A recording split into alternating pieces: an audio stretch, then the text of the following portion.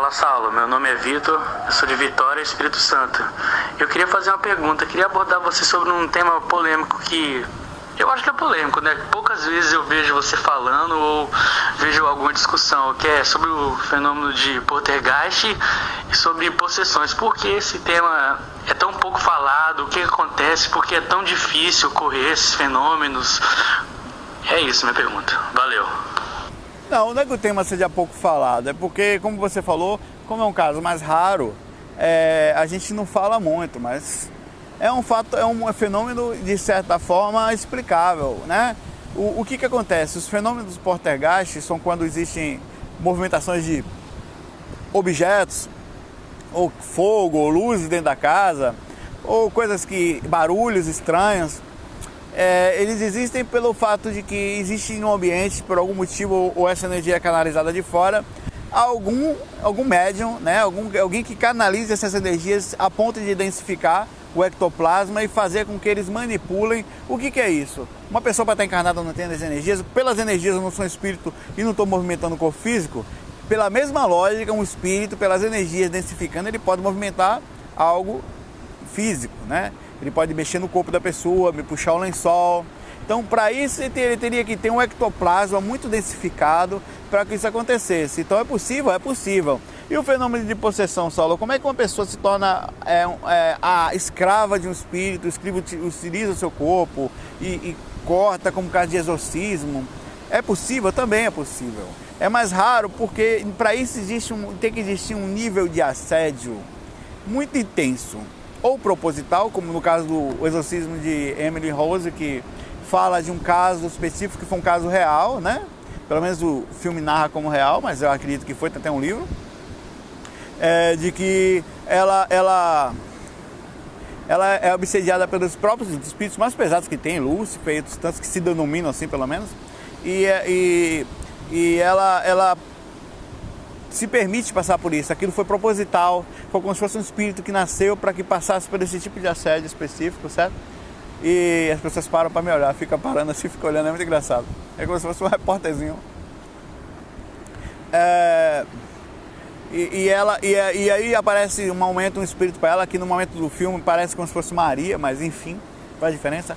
E pergunta se ela quer parar com aquilo ou se ela quer continuar na divulgação daquele assunto que ia chamar a atenção do mundo e ajudar as pessoas a pensarem um pouquinho sobre espiritualidade. Ela resolve continuar. E ali naquele caso específico foi uma aceitação, né? Ela veio com, digamos, uma missão de assédio, mas ela estava espiritualmente bem, ela só passava por algum processo que era físico, né? O corpo dela, ela era uma grande médium e com isso sofria as intensivas reações espirituais de assédio obsessivo. Tem casos de pessoas que se permitem, depois de um tempo, elas entendam isso. De uma forma inconsciente, ela se permite. Eu conheci um caso, por exemplo, de possessão. Amigos meus trabalhavam comigo como Ícaro lá, eles viram isso comigo. De uma pessoa que chegou em minha casa, eu estava de manhã cedo em casa, dormindo. Eu tocava música, então de manhã eu estava sempre dormindo. Tocava de noite.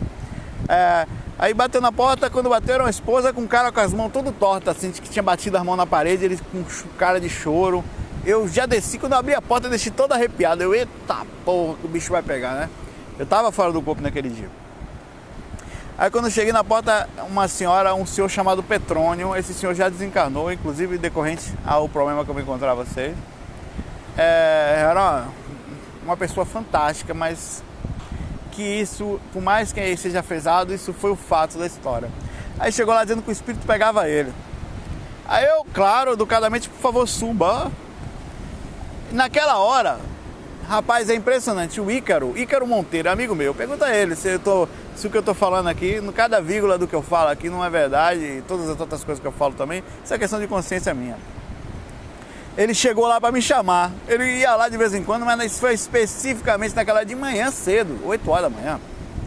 Para mim é cedo, né? Naquela época lá, 8 horas da manhã, de madrugada. Aí o cara subiu lá, aí eu botei ele sentado no meio da sala. Assim, minha sala, na época, a gente fazia reuniões lá espirituais, reuniões sobre viagem astral, né? Bate-papo e tal. Ia um monte de gente. Chegava 50 pessoas lá em casa só para bater papo sobre viagem astral, espiritualidade. Era muito engraçado. Começamos a conversar com um amigo, juntou, cresceu, quase virou um centro espírita aquilo lá. A gente depois parou, que de tanta incorporação que tinha ali. Aí ele sentou no meio da sala, assim, na minha casa isso, no banquinho, botei ele sentado. Aí daqui a pouco comecei a conversar com ele, quer dizer que tem espírito, é? Aí daqui a pouco o espírito incorporou nele, lá dentro da minha casa. O que ele tá fazendo aqui? O que ele tá fazendo aqui? Eu falei, calma rapaz, não, aí não vem, ele não quer tirar seu comando. Meu comando? Ele falou, vou lhe mostrar quem é que manda aqui. Aí levantou ele, ficou em pé e jogou o joelho dele no chão com tudo, na minha frente, ó. Pá! Daqui a pouco pegou a mão, deu uma porrada na parede, na minha frente, eu meio cagado de medo, mas plantado ali, né? Ele tava cagando ali de medo, mas... Aí energeticamente eu cheguei e falei, amigo, por favor, se acalma. Ele não queria se acalmar. Aí eu usei de técnica que a gente usa que a gente aprende espiritismo, no trabalho de doutrinária, de reunião mediúnica, desobsessão. Eu falei, ó, eu não quero não, amigo, mas eu vou ter que, se você tá machucando o rapaz, eu vou ter que deixar por enquanto você preso. Aí ele, se travou todo. Foi falar, olha, aquele cara, ele não trabalhava em centro espírita, hein? Ele nunca tinha ido a centro espírita, ele não tinha indução, não tinha nada. Ele recebeu uma ordem, claro, minha, mas os mentores estavam ali do lado. Na mesma hora ficou preso no chão de lado, né? Nessa hora chegou Ícaro. Ele já estava, não sei se já estava lá, né?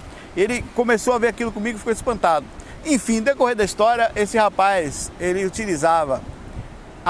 deixava-se assediar como repercussão do seu estado psicológico, da dependência em cima de bebida. Ele era alcoólatra e morreu de tanta bebida que ele tomou. Morreu de cirrose, uma coisa assim. Então o que aconteceu? Ele era médium também. E tinha espírito? Tinha. Se espíritos obsediavam dele, Saulo? Sim. Se incentivava ele a beber? Sim. Potencializava a vontade. Mas ele permitia com que isso acontecesse para que dissesse à família e a ele próprio que não era ele. Eram os espíritos que o pegavam para beber. Aí o que acontecia? Com o tempo de convívio. A gente estava no meio da sala de reunião, meu irmão, ele estava lá incorporado, ele levantava, todo mundo sentado, vários metros, dava uma porrada na parede com tudo. Rapaz, na hora não tinha um que não se cagasse de medo. Ele, pá, eu vou me embora dessa porra. Ia embora. Saía incorporado. Não tinha quem segurasse, meu irmão. A gente tentava fazer quando era assim, né? Ia embora, porque ele queria ir embora, ao mesmo tempo, junto com o espírito. E ele era uma pessoa boa, rapaz. O Petrônio era uma pessoa que eu gostava, eu gosto ainda, né? Eu nunca mais vi, nem fora do cômodo, não me lembro assim, de ter visto. Vou ver se uma hora dessa eu consigo me encontrar com ele, vai ver como é que ele tá. Isso foi um caso de possessão. E normalmente a possessão acontece quando o médium, ou a pessoa, né? No caso é médium normalmente, ou torna-se médium com o tempo, porque a utilização magnética, a densificação, a mudança de padrão faz com que entre em contato muito profundo com essas consciências. Ela está com um problema muito forte, utiliza aquilo para isso, densifica suas energias, entra naquela faixa por muito tempo, ela permite com que isso aconteça, certo? Aí, casos de criança, o problema vem de outras vidas já, aí já é outra história, tal, não vamos entrar nisso. Então, são coisas que acontecem, são coisas que existem, são coisas que estão por aí no mundo e não são fáceis, sabe, de conviver. E é fato, né? Apesar da gente falar pouco. Vamos lá?